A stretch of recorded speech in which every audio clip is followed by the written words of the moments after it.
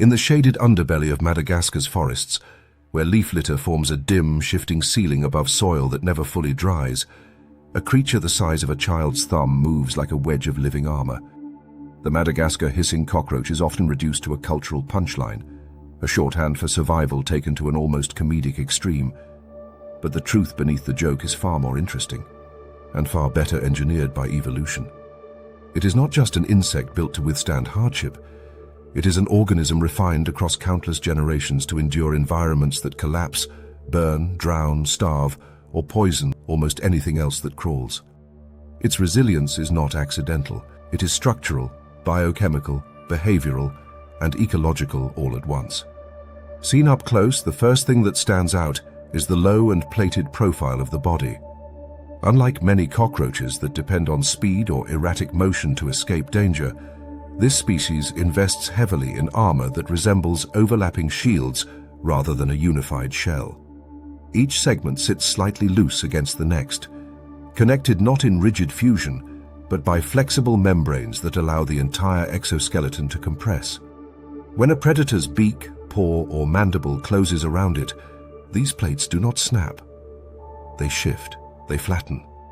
They slide just enough to prevent a fatal puncture. This ability to deform without breaking is one of the keys to the roach's mythic durability. It acts like a miniature tank that can crumple under pressure, then spring back once the threat passes. The benefits of this construction extend beyond defense. The insect can slip sideways into cracks so narrow that the human eye struggles to perceive them as meaningful spaces. A gap only slightly wider than a sheet of paper becomes an escape route. As the roach pushes forward, its plates fold and flex, allowing the entire animal to move like a glossy, segmented piston through the environment. This is why fire rarely eliminates them.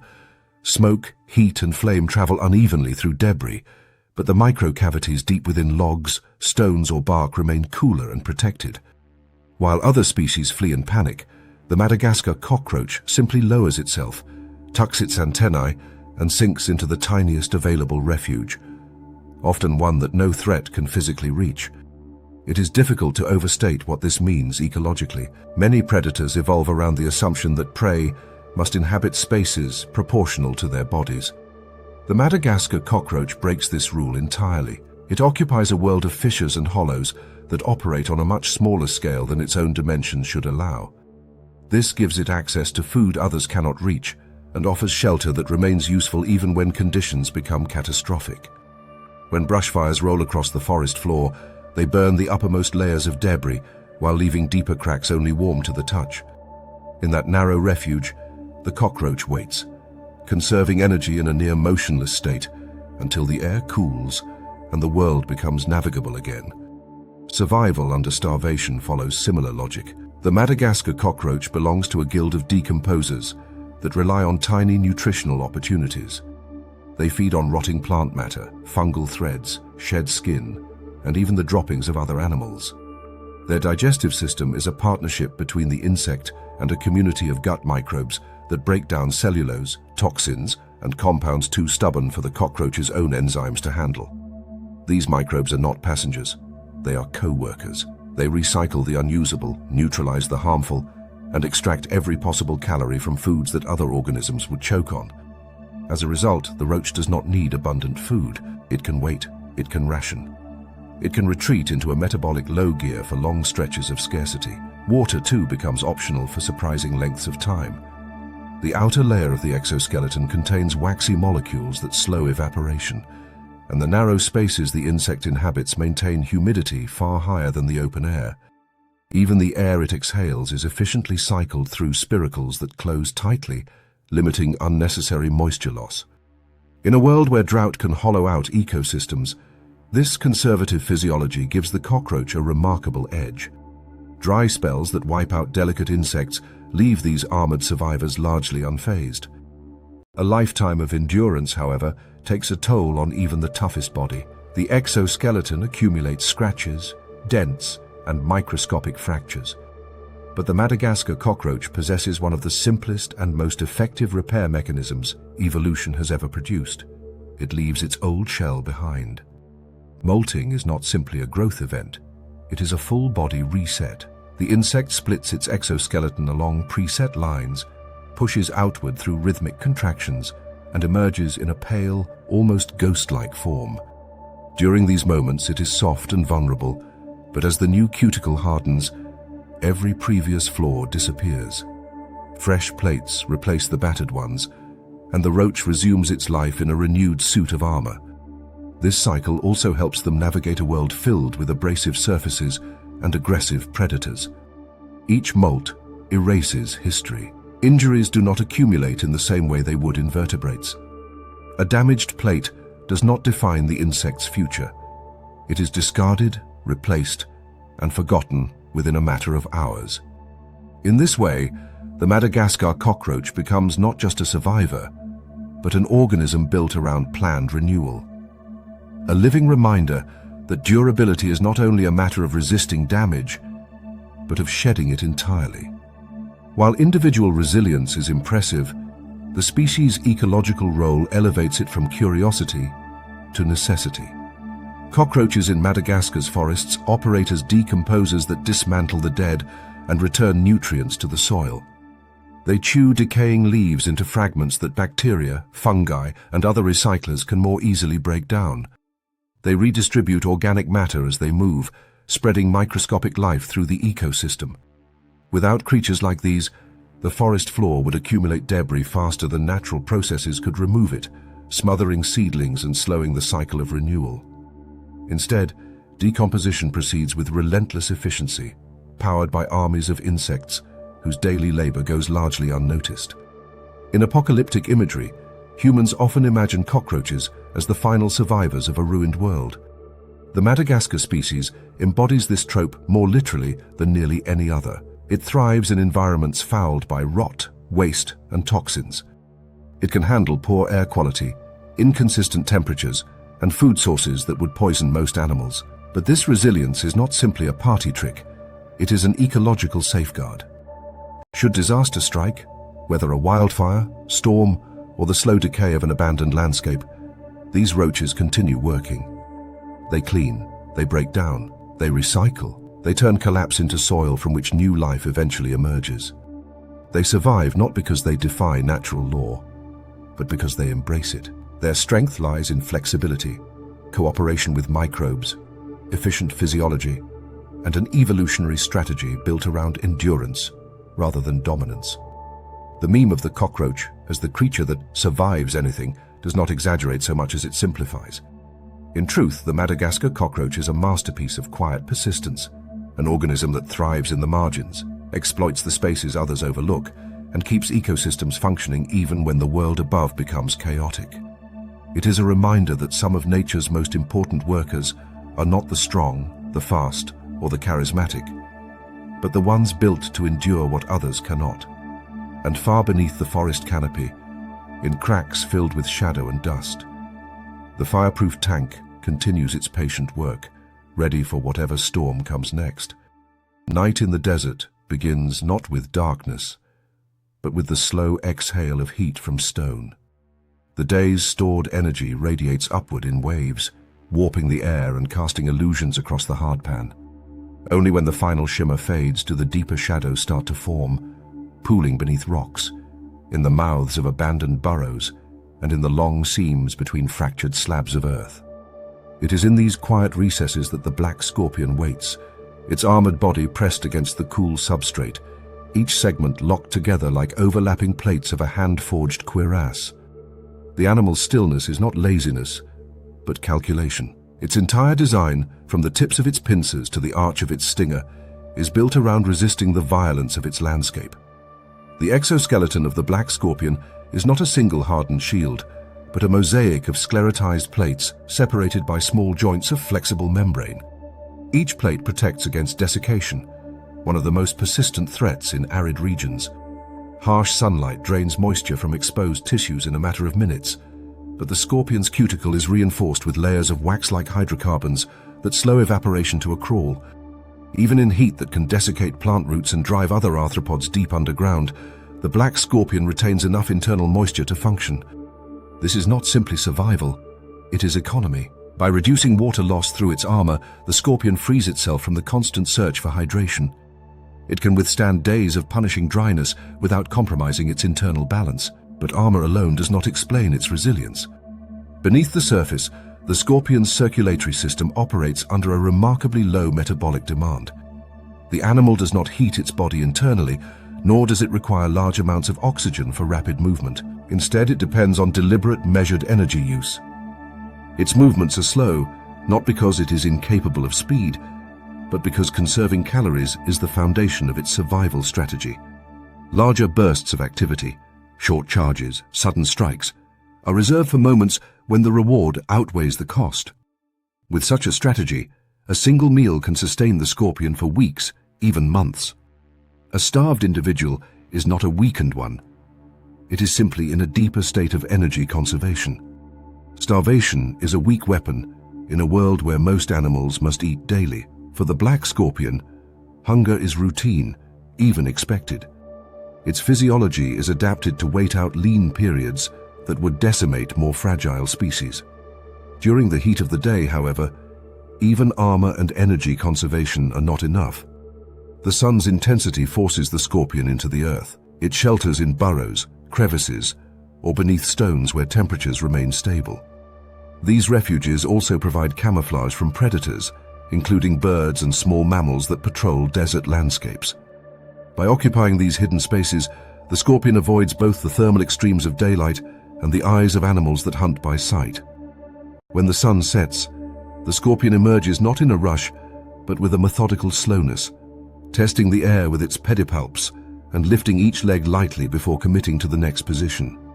Night is its true domain, a time when sensory systems other than vision determine survival. Contrary to human intuition, the scorpion's eyes are poor at distinguishing details. They detect shifts in light and dark, shapes in motion, and general orientation, but they cannot construct the crisp images that predators or prey might use. Instead, the black scorpion relies on a sensory web that extends across its body. Tiny structures called slit sensilla run along its exoskeleton, each sensitive to minute vibrations in the ground. When a cricket hops, when a beetle crawls, or when a lizard shifts its weight nearby, the resulting tremors travel through the soil and into the scorpion's sensory network. To the scorpion, these vibrations form a three-dimensional map of motion. It detects not only the presence of another creature, but also its size, direction, and pace. A remarkable feat, considering that these vibrations often fall below the threshold of human perception. This system allows the scorpion to hunt accurately without relying on sight and to evade dangers long before they become visible. The pincers themselves are an extension of this sensory strategy. They are lined with fine hairs that detect air currents and subtle disturbances, giving the scorpion a layered understanding of its surroundings. When it approaches potential prey, the pincers serve as both tools of restraint and instruments of detection, gauging the movement and resistance of the target before committing to a strike. The stinger follows, curving overhead in a measured arc. Contrary to popular perception, scorpions do not always inject venom. They evaluate the situation, using venom more often for subduing dangerous or large prey, and less often when a simple mechanical grip suffices. Venom is metabolically expensive to produce, and conserving it aligns with the scorpion's overarching theme: efficiency. Under ultraviolet light, the black scorpion undergoes one of the most surprising transformations in the animal kingdom. Its exoskeleton glows a pale, otherworldly blue-green, a trait shared across nearly all scorpion species. This fluorescence originates from compounds embedded in the cuticle, though their evolutionary purpose remains partially mysterious. Some researchers propose that the glow helps scorpions detect UV light and thus gauge moon phases or daylight. Others suggest it may function as a passive light filter. Regardless of its original purpose, the glow offers one clear advantage in documentary storytelling: a way to reveal the hidden creatures of the night. Yet for scorpions themselves, this glow has little to do with visibility. Most of their predators rely on normal vision, not ultraviolet sensitivity, meaning the glow remains invisible to the animals most likely to hunt or avoid them. On dark stone, sand, or bark, the black scorpion blends almost seamlessly into the landscape. This camouflage pairs naturally with its nocturnal habits. At night, the desert's acoustic landscape sharpens. Wind carries grains of sand across the ground. Small mammals shuffle through brush, and insects test the air with soft clicks and wing beats. To the scorpion, each sound and vibration is an opportunity or a warning. It moves with patience, making only the motions it needs to make. Energy is currency, and every step is calculated. When it finally encounters prey, perhaps a beetle struggling across a rock or a newly emerged cricket, the scorpion does not lunge immediately. It edges closer, aligning its body so the prey sits directly between the pincers. Then, with a suddenness made all the more dramatic by its prior restraint, it snaps forward. The impact is decisive, the follow-up stinger strike perfectly placed. What follows is a slow consumption process in which the scorpion liquefies tissue externally before drawing the nutrients into its mouth. Nothing is wasted. In a habitat defined by scarcity, waste is a luxury no organism can afford. Yet the black scorpion is not simply a predator. It is also prey. Owls, foxes, and specialized rodents can dig into its burrows or snatch it from the open sand. But even here, the scorpion's design offers resilience. The exoskeleton can take considerable impact without yielding. The pincers, though slow compared to those of some related species, can clamp with surprising force, deterring smaller predators. And the venom, while not lethal to most vertebrates, creates enough pain and confusion to secure a narrow escape. Combined, these traits create an animal that is difficult to locate, difficult to subdue, and difficult to starve. Its success is not measured in speed or aggression, but in patience, strategy, and an armor-bound body built for longevity in a land that tests every living thing. In the vastness of the night, the black scorpion appears almost immovable, a creature carved from the same stone it walks upon. But beneath that stillness lies a highly evolved suite of adaptations honed through countless generations of surviving extremes. What may look primitive or intimidating is, in truth, a masterpiece of desert engineering, an organism shaped by scarcity, heat, and relentless competition. The message it embodies is quiet, but unmistakable. In a world where many animals burn through energy quickly and perish when conditions shift, the black scorpion endures by pacing its life to the rhythm of the land. Hard to find, hard to starve, hard to damage. That is the signature of the armored survivor, moving through the dark. In the humid twilight of tropical forests, when the last beams of sunlight sink beneath the canopy and the air thickens with the scent of sap and damp earth, a shape moves with deliberate weight along a tree trunk. It is not fast, it is not subtle, it does not need to be. The rhinoceros beetle advances like a living engine of plates and levers, a creature so massively built that each step seems to challenge the branch beneath it. Yet, despite the impression of heaviness, this beetle carries its body as effortlessly as a feather. A paradox, until one understands the hidden mechanics that drive its ridiculous strength. Adult rhinoceros beetles are among the strongest creatures in the insect world relative to their size. They routinely lift and haul objects many times heavier than themselves, sometimes while climbing vertically or even hanging upside down beneath branches slick with nighttime condensation. This absurd strength comes not from swollen muscles alone, but from a body plan optimized to convert compact power into immense leverage. Their internal musculature attaches to the exoskeleton in broad anchor points, allowing the beetle to generate force across wide surfaces rather than concentrating strain in narrow bands. The result is a system where nearly every motion, from lifting a twig to hoisting a rival into the air, becomes amplified by the rigid but lightweight framework surrounding the muscles. The shape of the beetle reinforces this strategy. Its body resembles a smooth dome, which distributes pressure evenly when something heavy lands on it or when it falls from height, an event that happens often during territorial battles. Rounded surfaces resist cracks and dissipate energy through the entire structure instead of focusing it at a single weak point. When predators bite, their jaws frequently slide off the glossy armor, unable to find a seam deep enough to crush. Even the pronotum, the plate that forms the beetle's front shield, is engineered to deflect impact. It tapers subtly toward the edge, guiding force outward in a way that protects the vulnerable head and thorax beneath. But the beetle's real power begins far earlier than adulthood. its story starts underground or within rotting logs, where larvae the length of a human finger spend months, sometimes years, tunneling through decayed wood and nutrient-rich soil. These larvae live in a world of darkness and insulation, surrounded by the steady temperature and humidity of decomposing organic matter.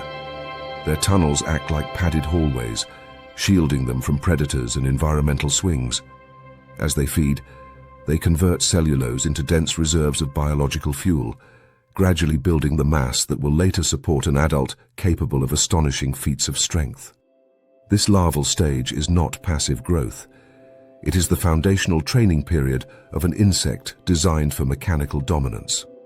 Within this subterranean cradle, the larva molts several times, shedding its skin to accommodate growth both outward and inward. Its gut microbiome becomes an essential ally, breaking down fibrous material into nutrients that the larva can use to construct the thickened tissues required for metamorphosis. Every mouthful of rotted wood becomes a future plate of armor or a future strand of muscle. By the time the larva pupates, it is already carrying the raw material of an athlete, but one that has never needed to chase, flee, or fight. Instead, it prepares for an adult life in which strength becomes its signature trait. When the adult emerges from its pupal chamber, it steps into a world where the social dynamics of beetles revolve around contests of power. Males brandish horns like miniature siege weapons. Some display a single long blade curving upward from the thorax, while others grow paired horns that resemble the twin prongs of a forklift. These horns are not sharp. They are levers. Their purpose is not to pierce, but to grapple, lift, and flip. During mating season, the forest canopy becomes an arena where males challenge each other for access to sap-rich feeding sites or favored branches where females gather. A typical battle begins with posturing. Two males face one another, horns angled forward, antennae sweeping the air. The moment of contact is abrupt. A sudden shove, a lock of horns, and then a contest of strength expressed through slow, grinding force. Unlike the frantic fights of lighter insects, rhinoceros beetle combat resembles a wrestling match in heavy armor. The goal is simple. One beetle attempts to wedge its horn under the opponent's body or pronotum and then lift with a steady, practiced motion. Often, the defeated male is not just pushed aside, but flipped completely off the branch, spiraling downward into the undergrowth. The victor, meanwhile, continues its slow march along the bark, carrying scarcely a scratch, despite the enormous stresses exchanged during the contest. The beetle's ability to endure these impacts without injury again reflects the efficiency of its shape. When two armored bodies collide, pressure spreads along their dome-like surfaces. The exoskeleton flexes slightly under strain, but returns to shape instantly, preventing fractures. Internally, a network of hemolymph-filled spaces absorbs shock, much like fluid cushions in vertebrate joints. Even the horns contain structural reinforcements designed to withstand torque without snapping, allowing males to repeat these clashes night after night throughout the breeding season. Strength serves a second purpose beyond combat, maneuvering through a world that constantly resists their progress. Rhinoceros beetles dig, climb, shove aside debris, and navigate through foliage thick enough to trap most insects. Their sheer power allows them to reshape their surroundings in small ways, lifting bark flakes to search for food, prying open soft wood to reach sap, or pushing aside soil to create temporary shelters. While other insects must adapt to the terrain, the rhinoceros beetle occasionally alters the terrain itself, acting like a living bulldozer that treats obstacles as suggestions rather than barriers. In adult life, energy demands remain surprisingly low for such a powerful animal. Rhinoceros beetles do not pursue prey. Their diet usually focuses on plant sap, fruit juices, and nectar, energy sources rich enough that even sporadic feeding can support long intervals of activity. The strength comes not from continuous caloric intake, but from the efficiency of their biological engineering. Muscles that attach to rigid internal bracing produce force with minimal wasted effort. Their low metabolic rate ensures that even when food availability drops, they continue functioning without immediate decline. Like many heavily armored insects, they have evolved a strategy in which endurance matters more than speed or sensory precision. The beetle's resilience, however, is not absolute. Birds, mammals, and large reptiles can prey upon them. Yet even here, the rhinoceros beetle's adaptations provide meaningful protection. Many predators find them difficult to grip or crush. A fall from a tree, often weaponized against rivals, becomes little more than a momentary inconvenience. The beetle rights itself, spreads its clawed feet, and resumes climbing, as though its body were built explicitly for shrugging off the world. Perhaps the most striking quality of the rhinoceros beetle is not its armor or horns, but its complete lack of awareness regarding the absurdity of its own power. There is no behavioral restraint. When confronted with resistance, the beetle pushes. When pushed, it braces and pushes harder. When flipped, it climbs back and pushes again. This simple decision-making process, combined with its physical design, creates the impression of an insect operating in a perpetual state of mechanical confidence, as if its primary biological directive is to move forward until physics itself objects. For this reason, many naturalists refer to rhinoceros beetles as the tank class of the insect world. They embody the qualities one expects from a living fortress: massive durability, restricted vulnerability, and an almost comical level of strength. Yet they are not clumsy caricatures of toughness. Their survival depends on an intricate balance of shape, physiology, ecology, and behavior.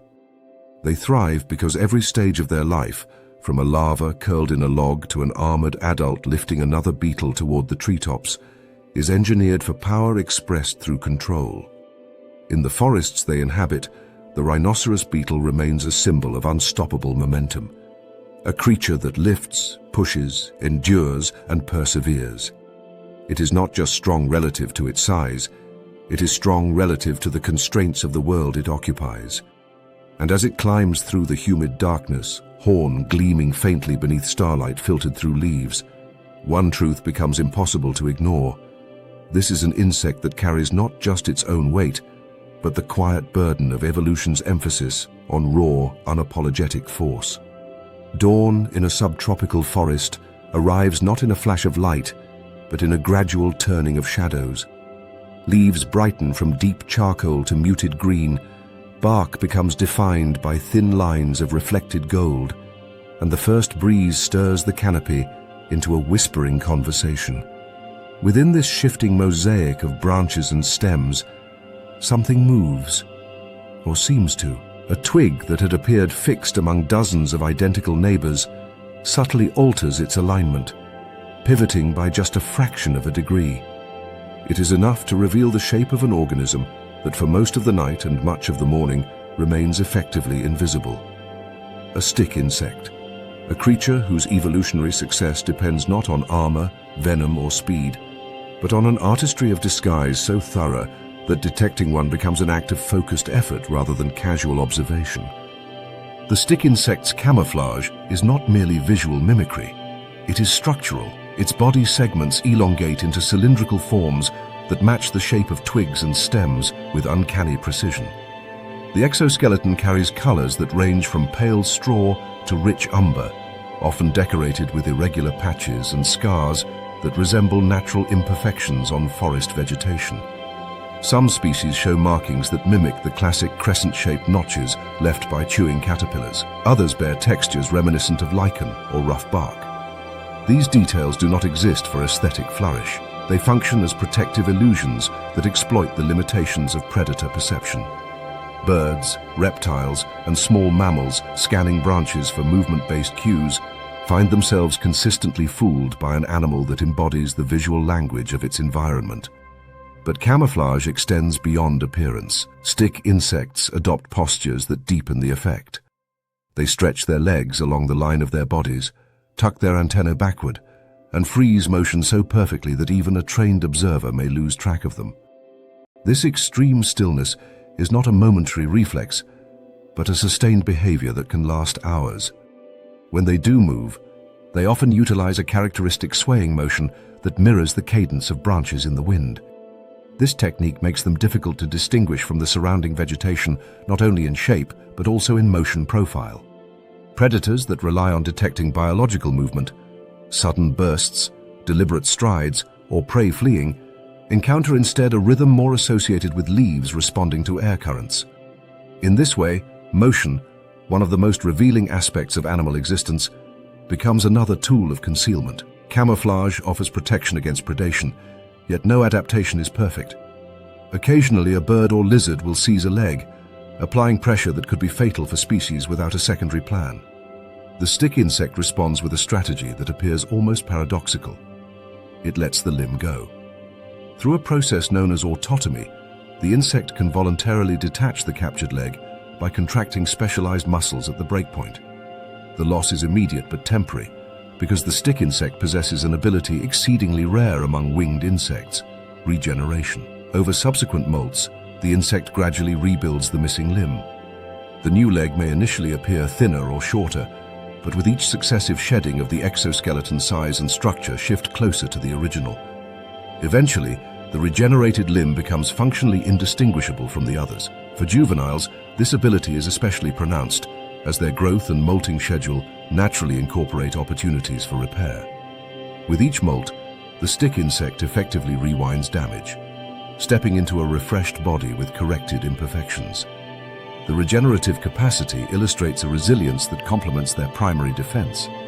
Invisibility protects them from detection. Regeneration protects them from the consequences of discovery. Life as a stick insect moves at a pace dictated by caution. Sudden gestures risk exposing their disguise, so every motion is measured. This slow-motion lifestyle carries an unexpected ecological benefit: energy conservation. By minimizing unnecessary movement, stick insects expend fewer calories.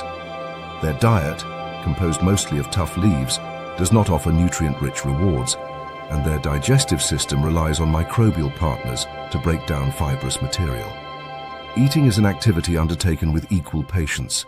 They sever leaf edges with steady mandible strokes, leaving behind feeding marks that resemble natural weathering rather than conspicuous animal bites. Their nocturnal habits further reduce predation risk. Under darkness, the outlines of twigs become even more ambiguous, and the stick insect's profile blends into a monotone silhouette that predators struggle to pass. Even in moonlight, their limbs remain indistinguishable from branches, and their swaying gait becomes nearly impossible to detect. The night offers not just safety, but opportunity, a time to feed, reposition, or molt with minimal interference. Molting itself is a vulnerable process. The insect must suspend itself upside down from a branch or leaf and slowly slide free from its old exoskeleton. Any disturbance can jeopardize the emergence, yet the design of the molt supports regeneration, growth, and the maintenance of their camouflage. A fresh exoskeleton emerges pale and soft, gradually darkening and hardening into a precise replica of the environmental palette. This renewal refines the details of their disguise, allowing them to continue matching the subtle shifts in color that occur as seasons change. Despite their fragile appearance, stick insects maintain surprising levels of structural support. Their elongated bodies house muscles arranged to prevent collapse, and their joint design allows for stability even at full extension. Some species grow to lengths rivaling a human forearm, yet they retain the delicate touch required to blend seamlessly into the thinnest branches. Their scale alone adds another layer of camouflage difficulty for predators. The larger the insect, the more convincingly it imitates actual vegetation. Predator-prey dynamics involving stick insects reveal the effectiveness of this strategy. A bird scanning a thicket for insects may overlook multiple individuals perched openly before it. A lizard creeping along a branch might pause inches away from a stick insect without perceiving the danger or the opportunity. Even when touched, some stick insects remain motionless, relying on the counterintuitive tactic that stillness, not escape, maximizes survival. For predators accustomed to prey responding with flight, the lack of motion disrupts the usual feedback loop that confirms the presence of an animal. In effect, the insect's refusal to behave like prey becomes a form of deception. Although detection is rare, some specialized predators have developed strategies to find them. Parasitic wasps, for instance, may identify hosts by chemical cues or by probing the environment with extraordinary precision. Yet even among these adversaries, the stick insect's regenerative ability offers resilience. A parasite that damages a limb or inflicts injury may weaken but not eliminate the insect's chances of survival. In ecosystems where threats are diverse and persistent, redundancy in survival strategies becomes essential. The combination of near invisibility and the capacity to mend physical damage grants stick insects a form of biological insurance. The ecological role of stick insects, though subtle, is significant. As herbivores, they participate in the continual shaping of plant communities. Their feeding helps regulate leaf growth and contributes to the natural turnover of vegetation. They also serve as prey for species that manage to circumvent their defenses, thereby supporting trophic interactions. Yet their presence remains largely undetectable, even to humans exploring environments where they are abundant. Few other insects demonstrate such a dramatic mismatch between ecological impact and visibility. Over evolutionary timescales, natural selection has refined the stick insect strategy into one of the most effective camouflage systems on Earth.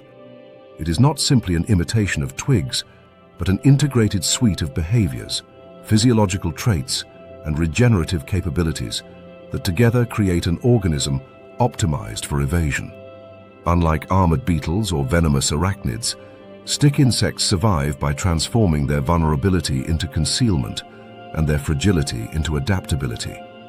They ask for no confrontation and offer none. Their advantage comes from not being seen and from recovering gracefully when seen too closely.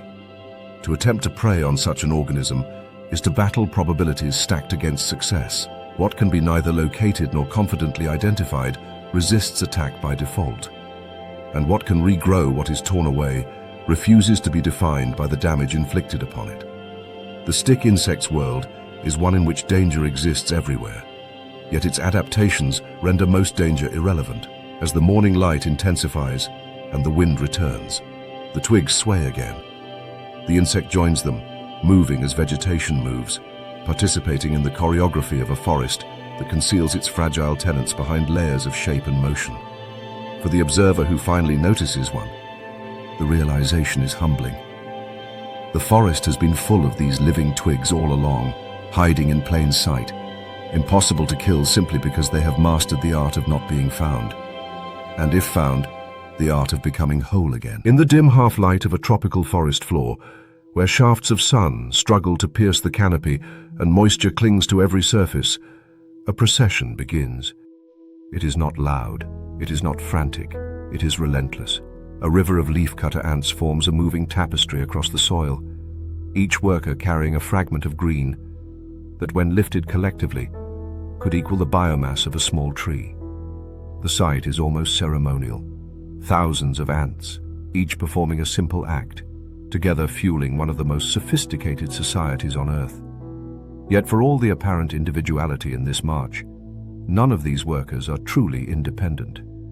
They are cells of a larger body, a colony that behaves less like a population of insects and more like a single distributed organism with limbs spread across an entire forest clearing. To understand the leafcutter ant, one must first recognize that individual mortality is not a failure, but an expectation. Workers die constantly.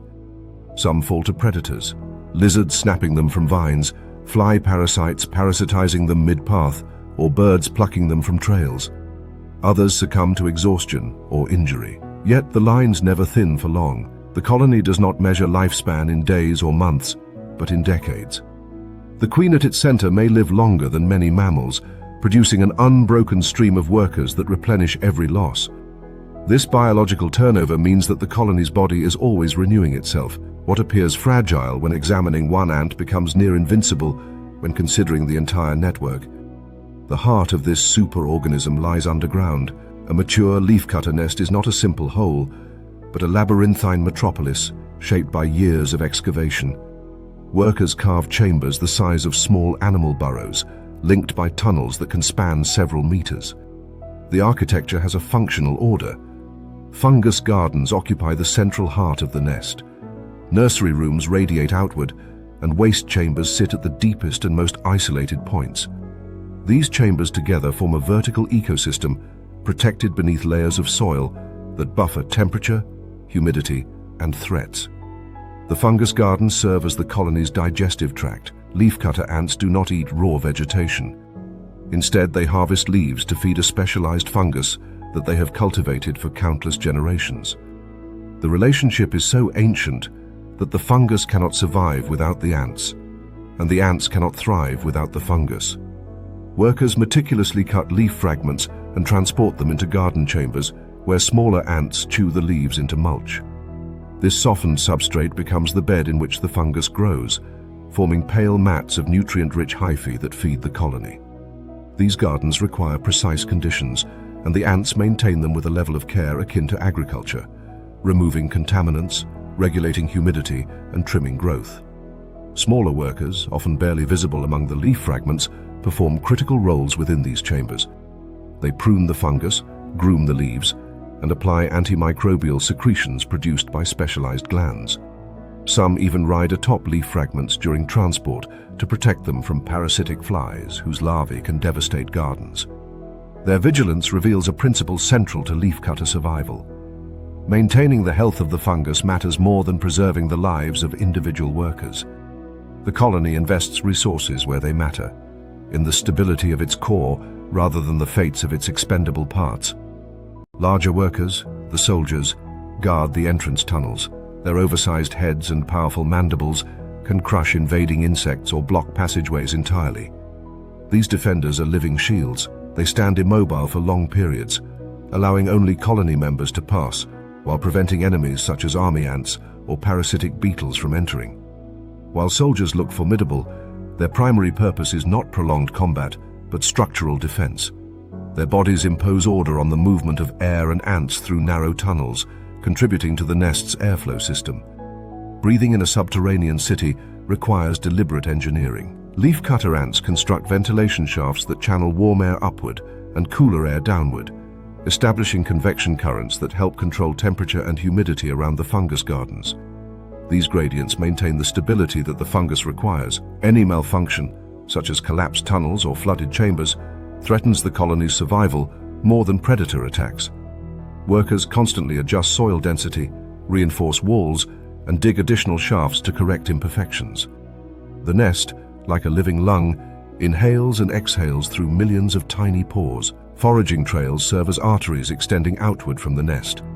Workers follow chemical signals laid along the path, maintaining highways that may stretch tens of meters across the forest floor. These trails form dynamic supply lines. If a section becomes dangerous or unproductive, the colony reroutes.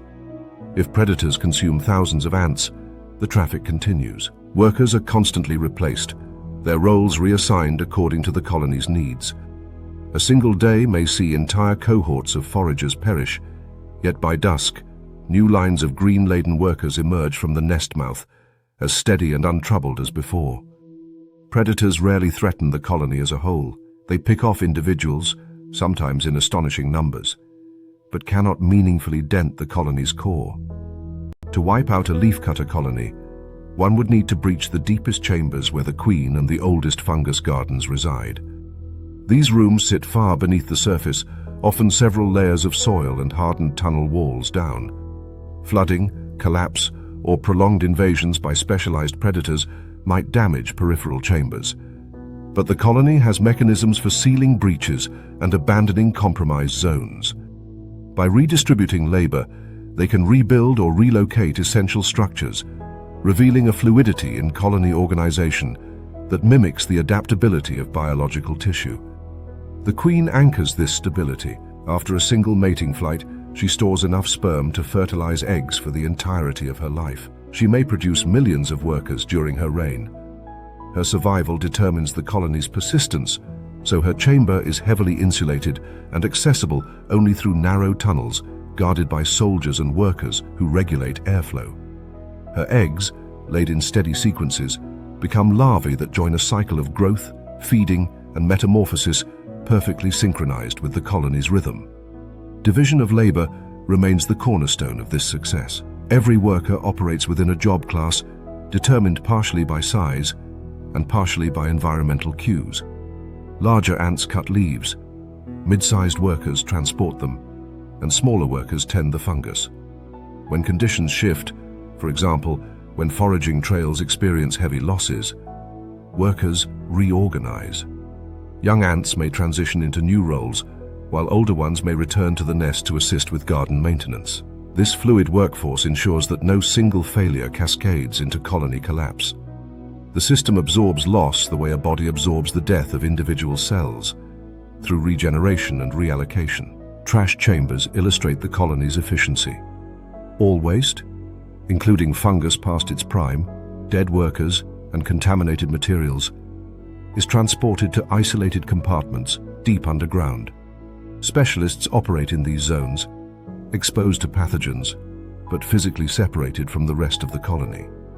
This sanitation system reduces disease transmission, allowing the colony to maintain health despite constant introduction of fresh organic matter from the outside world. The workers within these chambers rarely leave. They live short, hazardous lives that protect the colony's long-term survival. Their sacrifice highlights how the colony's resilience emerges not from invulnerability, but from distribution of risk across thousands of expendable units. Above ground, predators such as anteaters, armadillos, and parasitic flies may attack the colony, but the leafcutters respond with numbers and coordination. A predator may collapse a portion of the nest or consume thousands of workers, yet the queen remains untouched in her fortified chamber. New workers replace the lost ones, and foraging resumes. The colony functions as a system built around replacement, one where the death of individuals is not tragedy, but maintenance. Over time, a mature leafcutter colony expands into an underground city. Some can endure for several human generations, their chambers growing so extensive that they alter soil structure and influence nutrient cycling across entire forest patches. By channeling plant material underground and converting it into fungal biomass, they shape the ecosystem's energy pathways. Their trails carve long-term roots through vegetation, and their waste chambers distribute organic material in concentrated pockets that enrich the soil. For predators or environmental forces attempting to eradicate this superorganism, the challenge becomes clear. One cannot simply disrupt a trail or crush a mound. To eliminate the colony, one must dismantle an entire underground civilization protected by layers of soil, defended by specialized castes, and renewed endlessly through reproduction and labor division. It is a system built to survive catastrophe by replacing every vulnerable part except one, the queen, and she is buried in a fortress. The leafcutter ant colony stands as an example of immortality achieved not through the survival of individuals, but through the continuity of a system. Each worker's life is brief, but the colony itself becomes a persistent force in the landscape, an organism whose body occupies tunnels, chambers, and trails, and whose heartbeat echoes through the constant movement of thousands of replaceable lives. Morning arrives gently across a meadow of wildflowers, the kind of place where sunlight settles softly on petals and the air hums with pollinators, tracing arcs between blossoms. Among this tapestry of color, a small red dome dotted with black steps across a leaf. To the casual observer, the ladybug looks like a toy misplaced in a landscape far larger than itself. Its shape suggests harmlessness, its colors evoke childhood nostalgia, and its movements appear almost playful. Yet beneath this polished exterior lies a survival system refined by evolution into a near-perfect blend of armor, chemistry, and predatory efficiency. The ladybug may wear the guise of innocence, but in ecological terms, it is a specialist engineered for both defense and dominance. The iconic red and black pattern is the first clue that the insect's appearance serves a purpose deeper than aesthetics. In nature, bright coloration often functions as a posematism, a warning sign to potential predators. For birds, which rely heavily on visual cues, the ladybug's palette translates into a clear message. This creature tastes terrible. The pigments within the shell coincide with toxic alkaloids stored in the ladybug's body, substances that can induce immediate rejection when sampled. Birds that bite into a ladybug experience a rapid, unpleasant bitterness that lingers in the mouth and may trigger reflexive vomiting. Once learned, the association becomes permanent. The colors are not merely decoration. They are a safety broadcast honed by countless near-miss encounters throughout evolutionary history. But visual warnings do not always deter a determined predator. Some animals must learn the hard way. For these moments, the ladybug carries a backup defense that transforms its body into a chemical weapon. When threatened, it performs a behavior known as reflex bleeding. Hemolymph, the insect equivalent of blood, seeps from the joints of its legs, forming droplets of foul-smelling bitter fluid. This secretion contains alkaloids potent enough to dissuade even persistent attackers. The taste is unforgettable, the smell acrid. A predator that bites once rarely attempts a second time. The bleeding itself does not harm the ladybug significantly. It is a controlled release, a calculated sacrifice of a small amount of fluid in exchange for avoiding predation. Evolution has shaped this response into one of the most reliably successful defensive strategies among small arthropods. Defense alone, however, does not explain the ladybug's ecological influence. These insects are predators in their own right, specializing in aphids, tiny sap-sucking insects that can devastate plant life when populations explode. A single ladybug larva can consume hundreds of aphids over its developmental period, and adult ladybugs can eat dozens per day. Their hunting strategy is direct and effective. Rather than stalking prey with stealth or speed, they traverse stems and leaves methodically, sensing chemical cues left by aphid colonies. Upon locating a cluster, the ladybug engages in rapid feeding, seizing aphids with its mandibles and consuming them whole. Aphids, incapable of coordinated defense, fall victim in staggering numbers. The larval stage amplifies this predatory role. Ladybug larvae bear little resemblance to the round, glossy adults. They are elongated, spined, and mottled with dark colors, resembling miniature alligators more than beetles. Their appearance alone can startle predators unfamiliar with their form, and their mobility allows them to patrol plant surfaces aggressively. Larvae move with a purposeful gait, scanning for aphids that attempt to hide on the undersides of leaves or within curled foliage. They feed relentlessly, driven by the need to accumulate resources for metamorphosis. During peak aphid season, a single plant stem can become a battleground where ladybug larvae act as apex predators, defending the plant indirectly by reducing herbivore pressure. This predation has cascading ecological effects. By suppressing aphid populations, ladybugs help maintain the health of plants that serve as foundational components of the food web. Healthier plants support more pollinators, herbivores and decomposers, creating a ripple of stability that extends far beyond the insect's modest size. Gardeners and farmers often celebrate ladybugs as allies, yet their contribution to natural ecosystems is just as significant. They function as regulators, preventing outbreaks of aphids that could otherwise spread disease or stunt plant growth. Ladybugs face their own seasonal challenges, particularly during winter, when aphid populations diminish and temperatures drop to levels that would kill solitary insects. To survive the cold, ladybugs employ a communal strategy. As autumn progresses, they seek out sheltered places, beneath tree bark, within cracks in rocks, or inside human homes where warmth persists. Here, they gather by the hundreds, sometimes thousands, forming overwintering clusters. These aggregations create a shared microclimate. By packing tightly together, the insects reduce heat loss, maintain humidity, and conserve energy. The group functions like a single insulating body. Each individual benefits from the thermal contributions of many others, allowing them to withstand temperatures far below what a lone ladybug could endure. This behavior reflects a remarkable shift from solitary predation to collective survival. Each cluster contains multiple species, colors, and sizes, all united by the need to endure winter. The insects enter a state approaching dormancy, conserving metabolic energy and relying on internal reserves accumulated during the warm months. Until spring returns, the cluster remains a motionless sculpture of red, black, and orange, hidden from predators by the same low-profile shelter that protects them from the elements. Even in overwintering clusters, chemical defense remains active. If disturbed, the group may collectively release small amounts of their bitter hemolymph, deterring predators or curious mammals that investigate the shelter.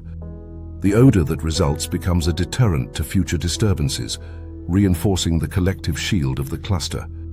The shell that appears cute to humans becomes a barrier lined with biology strong enough to repel opportunistic threats.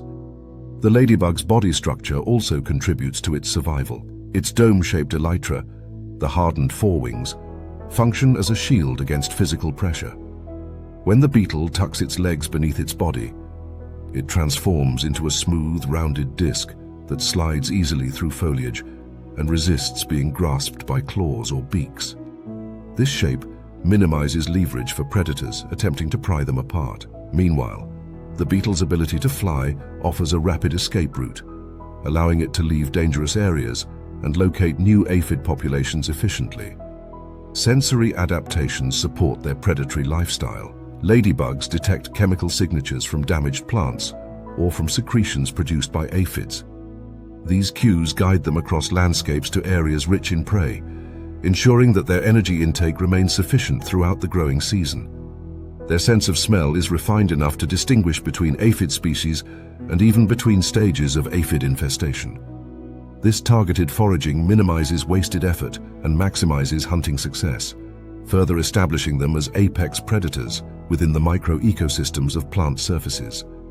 Despite their small size, ladybugs influence predator-prey dynamics across ecosystems. Their larvae become prey for birds and spiders, but the chemical defenses they carry make many predators hesitant. Those that do attempt to feed on larval ladybugs often learn quickly to avoid the spined and bitter-tasting form. Meanwhile, adult ladybugs must navigate both predation and environmental hazards, yet their combination of warning colors, chemical deterrence, and durable armor gives them an exceptionally high chance of surviving encounters that would eliminate less protected insects. Ladybugs also play an unexpected role in human environments. As temperatures drop, many species seek warmth inside homes, clustering near windows or within attics. While their presence may surprise homeowners, the behavior is an extension of their natural overwintering strategy. Indoors, temperatures remain stable, and the surfaces provide the same sheltered spaces they use beneath bark. In spring, they disperse rather than remain indoors, returning to the ecological cycles that sustain them. Their endurance throughout winter highlights how adaptability and group behavior combine to ensure survival under extreme conditions. When examining the ladybug holistically, a pattern emerges. It thrives through strategies that unify defense and predation in a compact, efficient organism. The bright shell warns potential threats. The chemical shield reinforces that warning. The predatory appetite keeps ecosystems in balance, and the overwintering clusters provide resilience against cold that would otherwise limit their distribution. What appears at first to be a harmless ornament of the meadow is revealed to be a creature finely tuned for survival. The misconception of the ladybug as gentle or defenseless dissolves when understanding the biological systems that operate within that colorful dome. It is not a toy, but a specialist. Armored, toxic, socially adaptable, and ecologically influential. And as it lifts its spotted wings to take flight, drifting into the air with the grace of an organism fully at home in its world, the truth becomes unmistakable. Beneath the cute shell lies a chemical shield and a predator that helps shape the living landscape. At the edge of a quiet pond, where reeds sway in the warm breeze and the water's surface reflects the sky like a sheet of polished glass, a faint pattern of dimples appears. They form and vanish so quickly they could be mistaken for raindrops, yet no cloud shadows the scene.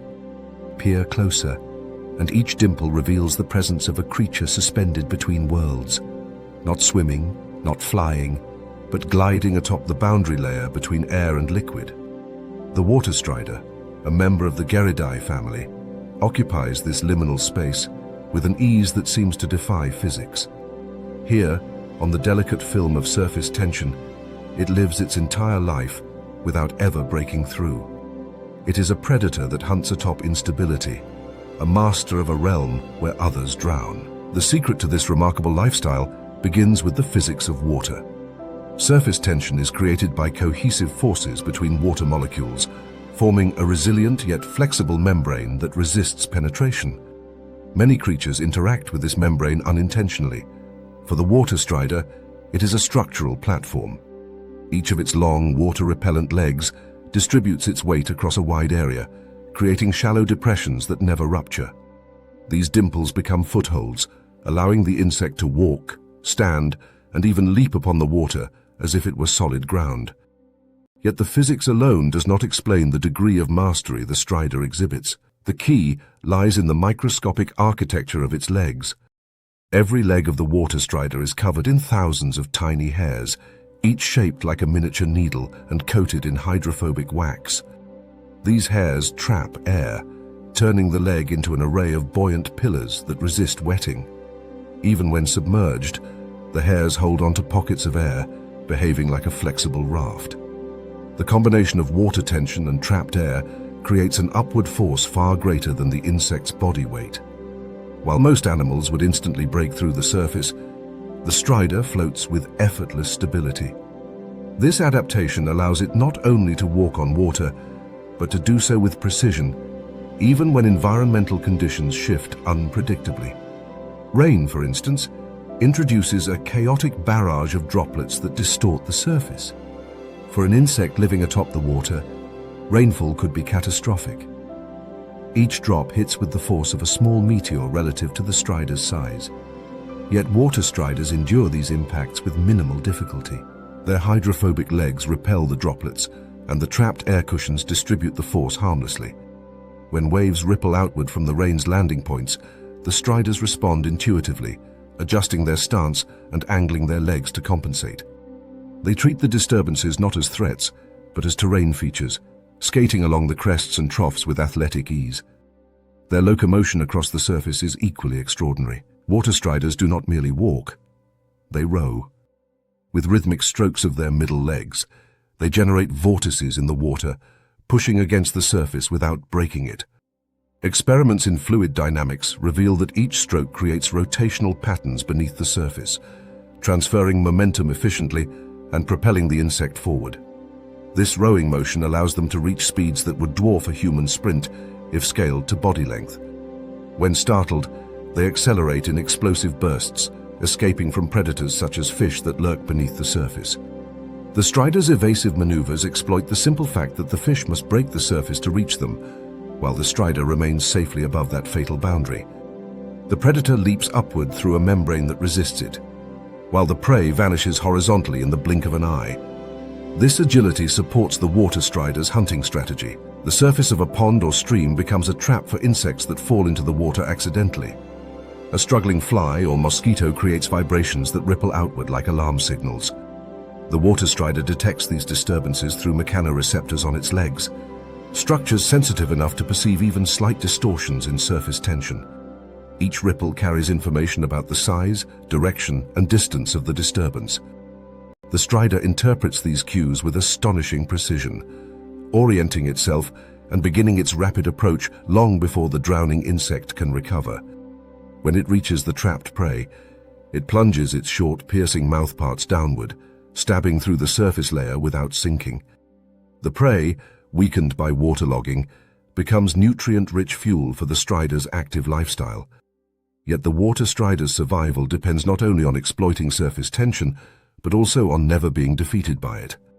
Many organisms that interact with water risk becoming trapped beneath droplets or pulled into the cohesive forces of submerged plant matter. Water striders, however, remain remarkably resistant to such hazards. If a strider becomes flipped upside down, a potentially fatal position for many insects, it uses the buoyancy of its leg hairs to right itself. The air trapped within the hairs shifts the leg's angle, causing it to rotate back toward the surface. Even when pinned by overlapping ripples or wedged between floating vegetation, the insect's aerodynamic shape and hydrophobic coating reduce adhesion, allowing it to break free with repeated stroking or slight rocking motions. The resilience extends into their life cycle. Water striders often inhabit environments where water levels fluctuate rapidly. Ponds shrink during dry seasons, streams flood during storms, and lakes shift shorelines with changing winds. The insects adapt by moving across the surface in search of stable habitats. Their long legs act as bridges across the gaps between water pools, allowing them to migrate over wet mud or thin films of water. Nymphs, juvenile striders, inherit the same hydrophobic adaptations and quickly learn to navigate the variable environment. Each molt brings increased leg length and improved stability, preparing them for adult life on the unpredictable surface. Despite their elegant locomotion, water striders are not predators without their own vulnerabilities. birds may swoop down to snatch them, relying on speed and precision. Dragonflies, masters of aerial predation, sometimes target striders resting near the water's edge. Even fish can occasionally catch an unwary individual if it ventures too close to a submerged threat. Yet these dangers highlight the skill embedded in the strider's lifestyle. Predators must overcome not only the insect's agility, but also the protective physics of the surface membrane. Many attempts end in failure, with the strider darting across the water, while the predator disrupts only the waves. The water strider's evolutionary success has led to a broad distribution across freshwater ecosystems worldwide. They inhabit ponds, lakes, streams, wetlands, and even slow-moving sections of rivers. In each environment, they perform a role as scavengers and predators, keeping the surface free of drowning insects and contributing to nutrient cycles. Because they spend their entire lives on the surface, they experience a world where light, shadow, and vibration define ecological interactions. Unlike insects that dive beneath the water or fly above it, the strider remains fixed to the margin, a niche few species exploit to its fullest potential. An often overlooked aspect of their biology is thermoregulation. The water's surface absorbs and releases heat at a slower rate than air, providing a more stable thermal environment. Striders position themselves in sunlight during cool mornings to warm their bodies and retreat to shaded areas when temperatures rise. The dark coloration of their bodies assists in heat absorption, while the constant contact with water helps dissipate excess warmth. This balance allows them to remain active longer than many terrestrial insects, extending their hunting periods and giving them an advantage in competition. Their interaction with rain also illustrates how deeply they have mastered the physics of their environment. A raindrop striking the water surface produces a splash crater many times the size of the strider's body. Yet instead of sinking or being overwhelmed, the strider rides the collapsing crater upward, propelled by the same forces that would drown another animal. In many ways, the water strider's relationship with water resembles that of a mountaineer with a mountain. It uses the environment's inherent properties to overcome obstacles that would seem insurmountable. These insects demonstrate how evolution can transform a hazard into a habitat. Water, which drowns most small creatures, becomes a safe roadway for striders.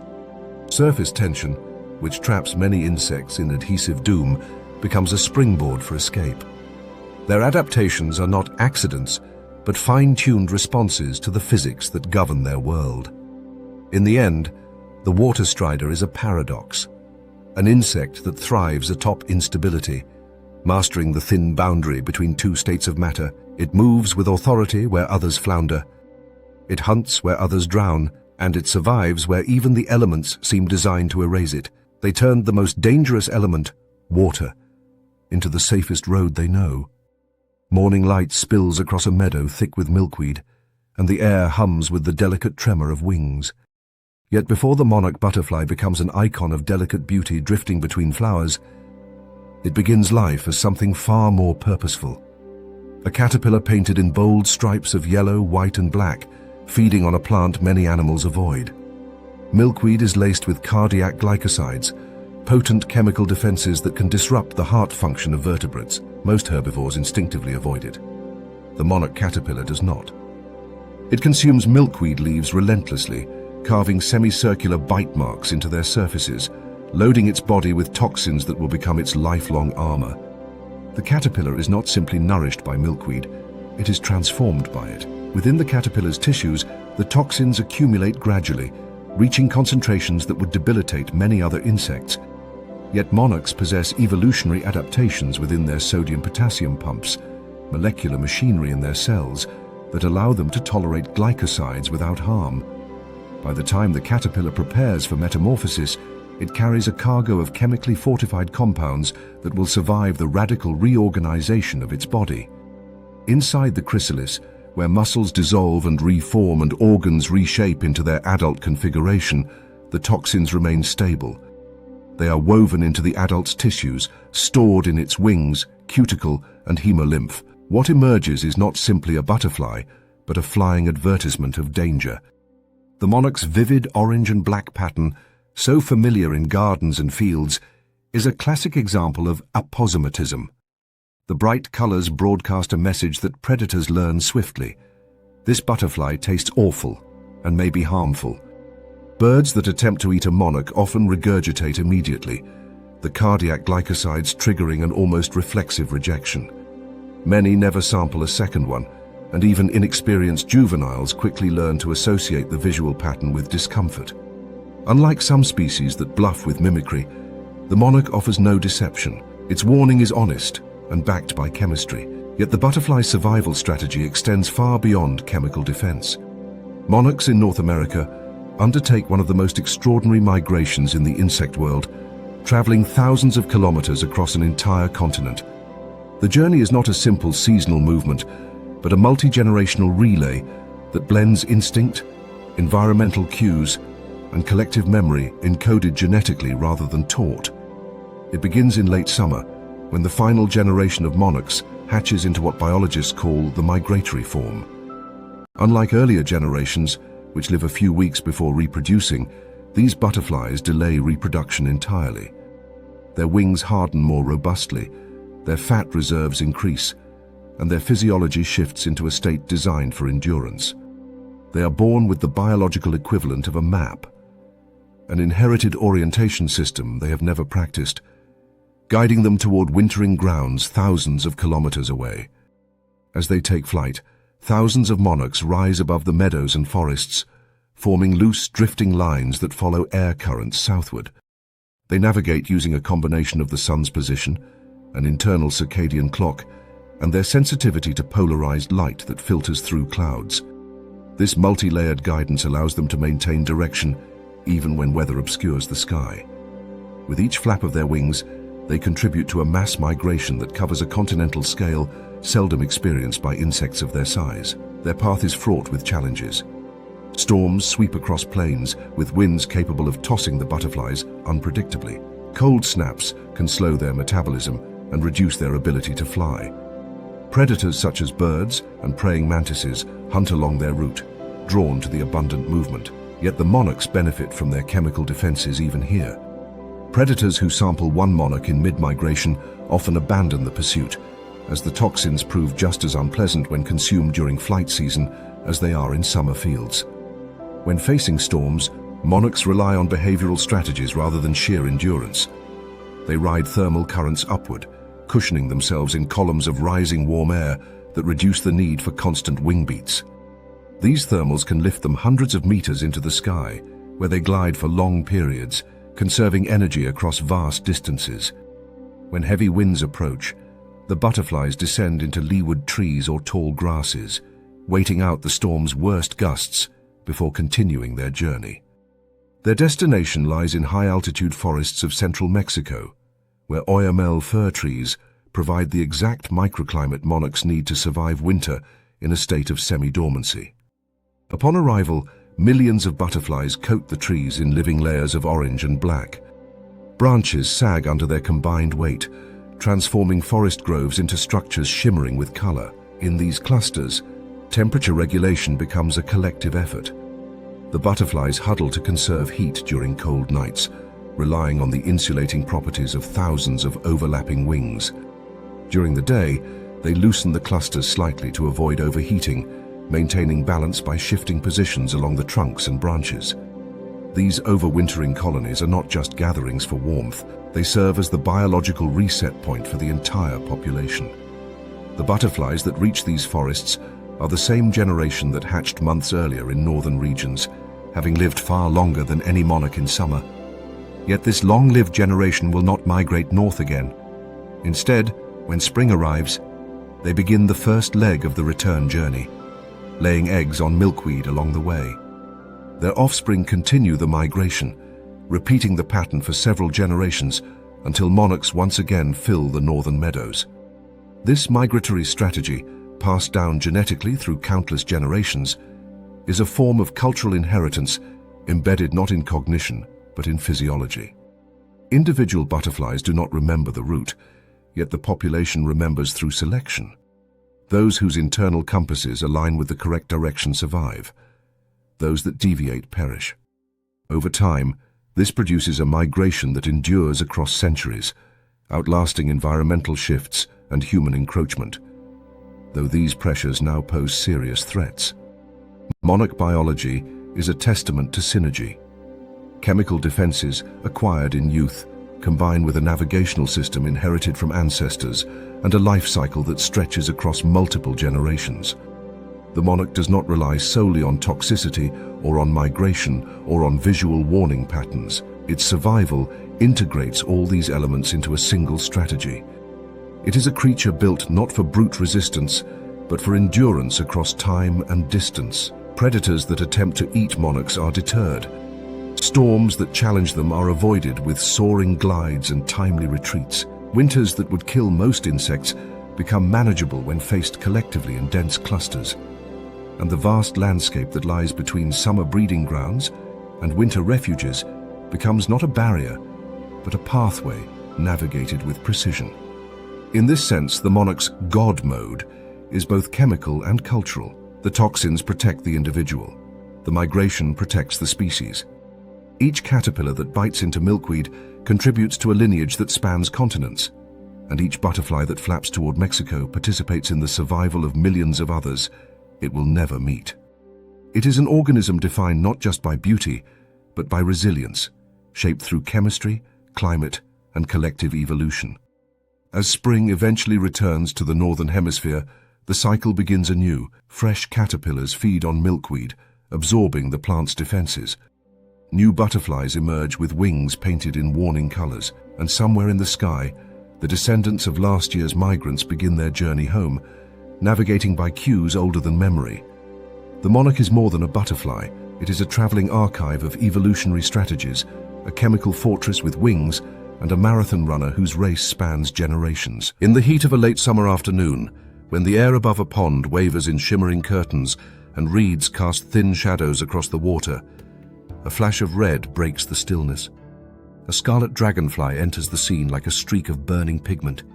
Its wings a blur, its movement abrupt and decisive. It cuts through the sky with such precision that the surrounding insects seem sluggish by comparison. The dragonfly does not drift, glide, or meander. It calculates, it adjusts, it attacks with a level of aerial mastery so refined that even high-speed cameras struggle to follow the logic of its path. For every prey item in its vicinity, this hunter represents a near inescapable threat. For predators hoping to catch it, the threat flows in the opposite direction. The dragonfly's wings are the foundation of its aerial supremacy. Unlike most insects, whose wings flap in coordinated pairs, dragonflies control each wing independently.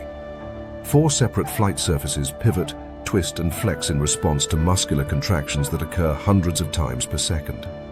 This independence grants the scarlet dragonfly the ability to hover like a helicopter, accelerate explosively from a standstill, break mid-air, and execute sharp angles that defy intuition. It can fly forward, backward, sideways, and even remain motionless against gusts of wind that would destabilize almost any other creature its size. Its aerial agility is not simply impressive. It is weaponized. Slow-motion footage reveals the intricacy of these movements. During a pursuit, the dragonfly's wings adjust asymmetrically, with the forewings sometimes generating upward lift, while the hindwings produce forward thrust. This separation of aerodynamic functions transforms the insect into a living aircraft with a built-in capacity for vectoring force. As it maneuvers, the dragonfly constantly recalculates its path to intersect with that of its prey. It does not chase randomly. It predicts. Studies show that dragonflies employ a strategy known as motion camouflage, positioning themselves on a trajectory that keeps them in a constant line of sight relative to the target. To the prey, the dragonfly appears stationary until it strikes. Yet dragonflies do not rely on aerial mechanics alone. Their eyes, enormous in proportion to their head, dominate their visual field. Each compound eye contains tens of thousands of individual lenses called ommatidia, arranged in a spherical arc that provides nearly full-circle vision. Only a narrow blind spot exists directly behind the insect, and even that zone is small enough that most predators fail to exploit it. The dragonfly perceives motion with extraordinary sensitivity. A slight change in wing beat frequency from a nearby insect produces a ripple of contrast that the dragonfly detects instantly. Its brain then processes visual input with such speed that the entire sequence of detection, interpretation, and pursuit unfolds in milliseconds. The combination of acute vision and flexible wings produces a predator with a stunning success rate. In controlled experiments, dragonflies captured the majority of prey they targeted, a feat unmatched by almost any other aerial hunter, bird, or insect. They pursue flies, mosquitoes, and even other dragonflies, catching them mid-air with spiny legs that form a basket-like trap. Once secured, the prey is consumed in flight, wings discarded like chaff. The dragonfly wastes no time. Its metabolism runs hot, and the energy demands of sustained flight require a constant supply of fuel. But for every predator, there exists the risk of becoming prey. Birds, frogs, and larger dragonflies all pose threats. Yet catching a scarlet dragonfly is an exercise in futility. Its nearly panoramic field of vision detects incoming danger long before contact occurs. It lifts instantly, exploding upward or sideways with a speed that leaves predators snapping at empty air. Some birds learn to target resting dragonflies, ambushing them from branches or reeds. Even then, success is rare. Startlingly often, the dragonfly lifts off in time, its wings engaging faster than the predator's strike. This impressive aerial dominance traces its origins to the dragonfly's earlier life stage, a form entirely different from the winged adult. Dragonfly larvae live underwater, occupying ponds, streams, and marshes as stealth predators. Their bodies are cryptic, blending with submerged vegetation and sediment. While their adult forms thrive through agility, larvae succeed through ambush. The water around them holds a world teeming with small aquatic life: mosquito larvae, tadpoles, small fish fry. Into this world, the dragonfly larva introduces a specialized weapon, an extendable jaw structure known as the labium. Folded beneath the head like a sheath, the labium can shoot forward in an instant, powered by hydraulic pressure generated by internal muscles. When extended, the structure unfolds into a pincer-like apparatus capable of snatching prey with startling speed and accuracy. The larva's predatory behavior mirrors, in miniature, the precision of the adult. It watches, waits, and then strikes with a movement too quick for most prey to evade. These underwater hunts supply the energy needed to fuel growth, and depending on the species and region, the larval stage can last months or even years. During this time, the dragonfly remains vulnerable to aquatic predators such as fish and amphibians, but its camouflage and rapid strikes offer significant protection.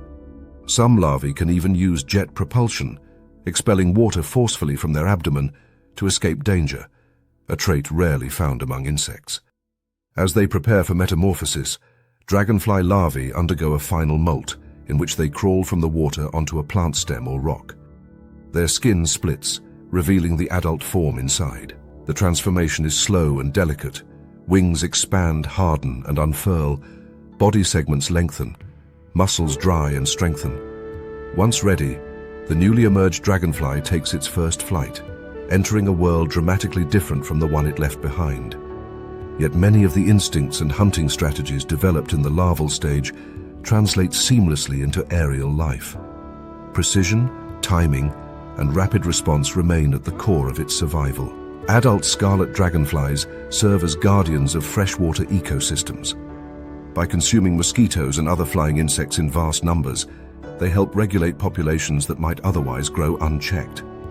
Their presence near ponds and wetlands signals a balanced habitat, one where water quality remains sufficient for larval development. Yet their survival depends on these same waters remaining stable. Habitat loss, pollution, and climate shifts pose significant risks.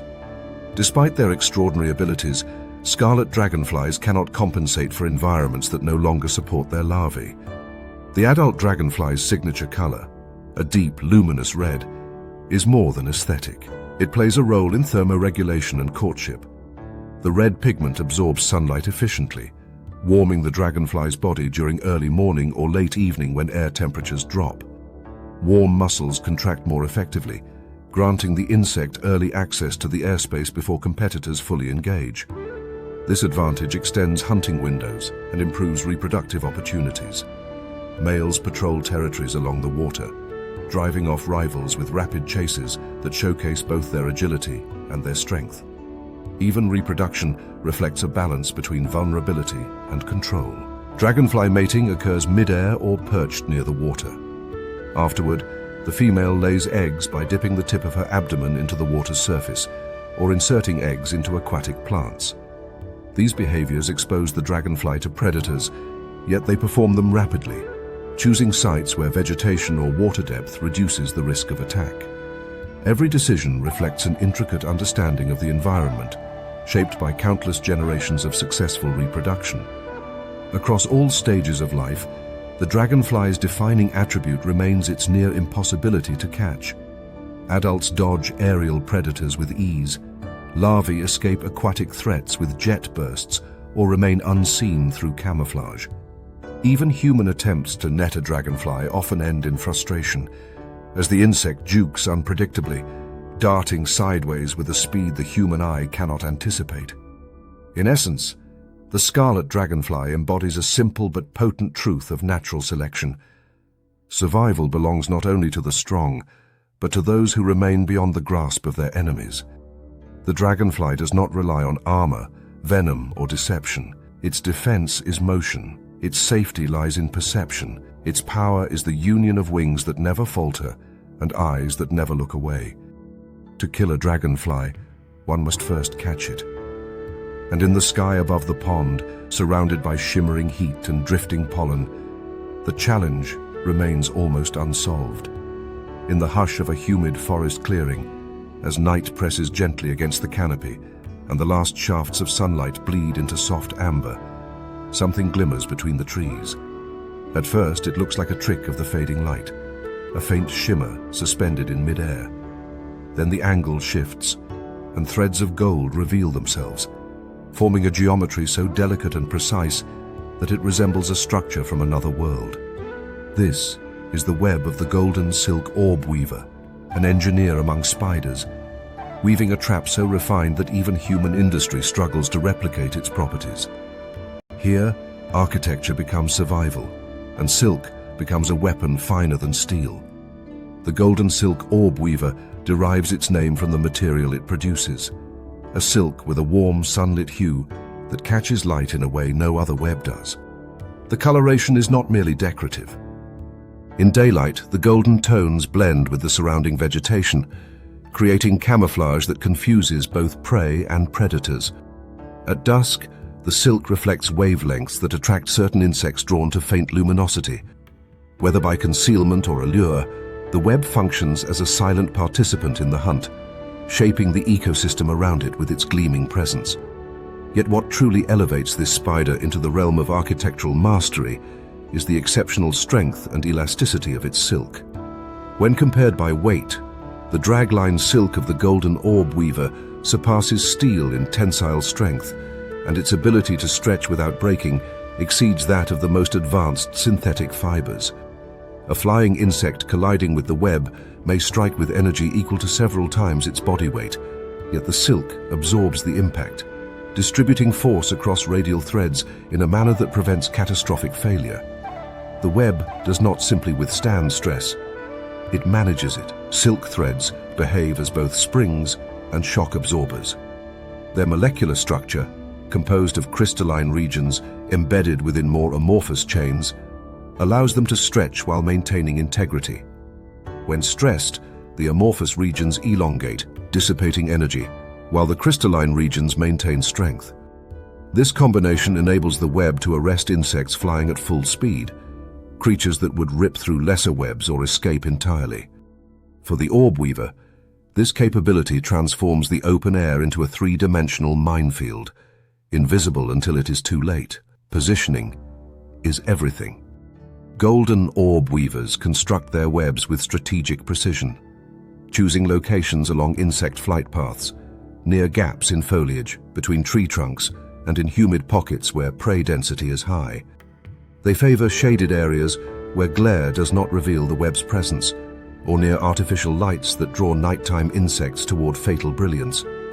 The spider does not need to chase its prey. It waits at the hub of its architectural creation, legs resting on silk strands that act like a sensory grid. Vibrations travel through the threads with extraordinary clarity, allowing the spider to distinguish between debris, wind, and living prey. Each vibration carries information about weight, direction, and struggle. The spider responds with measured motion, locating the source with uncanny accuracy. While the web is the orb-weaver's primary tool, it is not a static structure. Damage accumulates daily. Wind tears radial lines, large insects create gaping holes, and falling leaves warp the geometry. But for the golden silk orb-weaver, destruction is a trivial setback. The female, far larger and more dominant than the male, rebuilds and repairs her web with stamina that borders on routine perfectionism. She patches broken segments, replaces worn edges, and in many cases, reconstructs the entire web at dawn or dusk.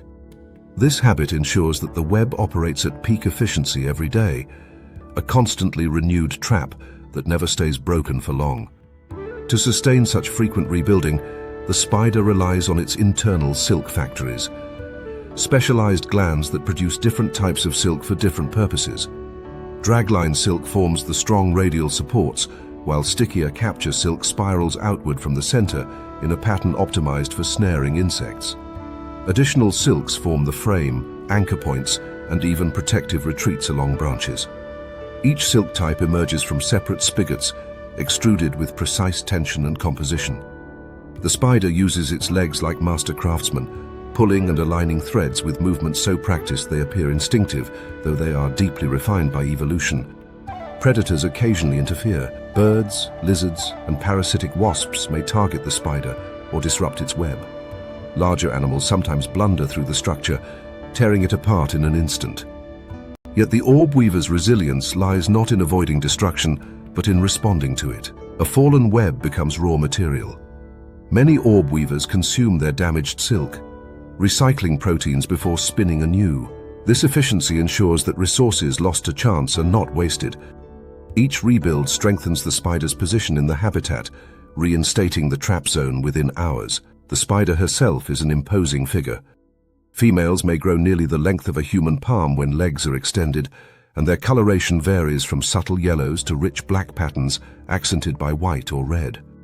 While their size may intimidate observers, their demeanor reflects a peace anchored in the confidence of a hunter who rarely fails.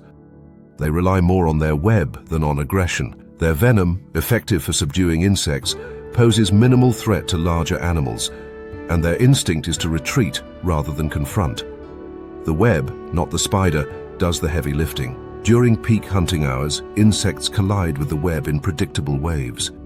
Beetles thrum against the threads, smaller flies adhere to the sticky spirals, and even butterflies occasionally fall victim. When a large insect strikes, the web may deform dramatically, sagging under the force, yet instead of snapping, it rebounds, stoically absorbing impact energy. The spider responds immediately, racing along the radial lines with legs that grip the silk through specialized claws. She assesses the prey, determining whether it is suitable for capture or too large to safely subdue. If appropriate, she immobilizes it quickly with bands of wrapping silk, rotating the prey with practiced steadiness. If the insect is dangerous or too heavy, she cuts it free before it can cause structural collapse. From above, the web may look like a simple circle. Up close, it is a mathematically elegant construction shaped by instinct rather than instruction. Radial lines extend from the center like spokes of a wheel, spaced with remarkable uniformity. Spiral threads wind outward, maintaining consistent distances and tautness. This design maximizes both the area covered and the ability to distribute stress. Engineers who study orb-weaver webs often find principles that mirror modern architectural innovations: redundancy, flexibility, energy dissipation. In many ways, the spider's web is not only a hunting tool, but a blueprint for structural resilience. Interestingly, golden orb-weavers often share their webs with smaller spiders of different species. These diminutive companions, known as kleptoparasites, steal fragments of prey or scavenge from the edges. The orb-weaver tolerates them to a degree, as their presence rarely compromises the web's functionality. This coexistence highlights the complexity of micro-ecosystems centered around a single web, a miniature economy of theft, cooperation, and spatial partitioning. At night, the web becomes a shimmering trap for insects drawn by moonlight or faint terrestrial glows.